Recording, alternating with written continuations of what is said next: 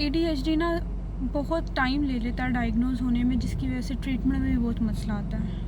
असल में मसला ये होता है कि हमारे बच्चे दिखने में नॉर्मल है, बस हमें लगता है बहुत ज़्यादा शरारती हैं, बात नहीं सुनते हैं। हम उसको बदतमीज़ और शरारती बच्चों में कंसीडर करके उसका ना असेसमेंट करवाते हैं, ना उसकी तरफ ध्यान देते हैं। हम उसको खुद इग्नोर करना शुरू होते हैं, क्योंकि हम भी कहीं ना कहीं अपने ही बच्चे से चिढ़ना शुरू हो जाते हैं। हम उसकी गैदरिंग्स में लेकर जाने से अवॉइड करते हैं, हर टाइम डांट डपट करते हैं, मारते पीटते भी हैं। कई दफ़ा कई घर के माहौल की वजह से बच्चे अंदर ही अंदर दब के रह जाते हैं, हाइपर एक्टिविटी और इनअटेंशन की डोमिनेटिंग हो जाती है। ठीक है, तो ये इश्यूज़ ना एडीएचडी के बच्चे बहुत फेस करते हैं। लेकिन जैसे ही वो स्कूल में एडमिशन लेंगे, 7-8 साल के होंगे, तो वो हिटिंग के बिहेवियर्स आना शुरू हो जाएंगे। स्कूल में चीज़ें फाड़ने के बिहेवियर के, बुक्स ख़राब कर देता है, पेपर फाड़ देता है, अपने कपड़े गंदे करके आने, हाथ गंदे करके आने, चीज़ों में नालायक फील होना शुरू हो जाएगा पेरेंट्स को कि ये लायक नहीं है, ये बाकी बच्चों से बहुत नालायक है, बहुत पीछे है। फिर 2 से 3 साल और गुजार के उन्हें समझ आता है कि अच्छा हमारे बच्चे में कोई मसला था।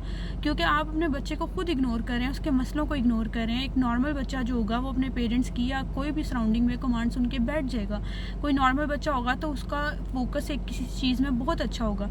हमारी सोसाइटी समझती है कि हाइपर एक्टिव बच्चा ही सिर्फ एडीएचडी है, जबकि एडीएचडी में 2 चीज़ें होती हैं, इनअटेंशन और हाइपर एक्टिविटी। कई बच्चों में हाइपर एक्टिविटी ज़्यादा होती है और कई बच्चों में इनअटेंशन ज़्यादा होती है, लेकिन वो भी एडीएचडी और वो भी एडीएचडी।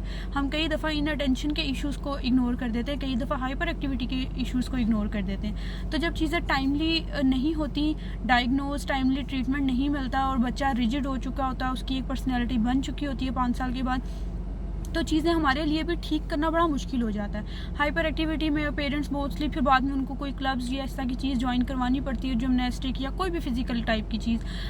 इन अटेंशन के लिए आपको कोई ऐसा ट्यूटर पे चाहिए होता है जो कि उसकी इन अटेंशन पे पेशेंसली काम करे, क्योंकि सब्र ख़त्म हो जाता है बहुत सारे लोगों के साथ जो एडीएचडी के साथ काम कर रहे होते हैं, क्योंकि वो बच्चे जान के नहीं कर रहे होते, लेकिन उनसे फोकस नहीं हो पा रहा होता।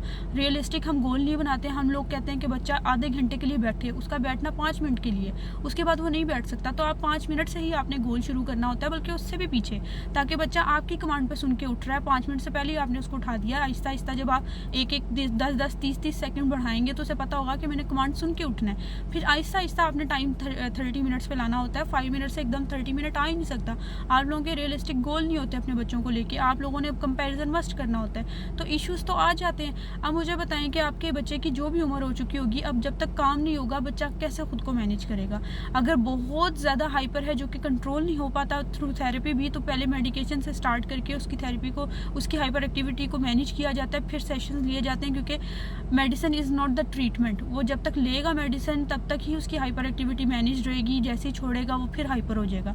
तो हाइपर एक्टिविटी को मैनेज करना है, ना कि उसको एक ड्रग दे के सुलाए रखना है और जैसे ही वो जागेगा फिर ड्रग दे देंगे, वो फिर सो जाएगा। इस तरह नहीं कर सकते हम।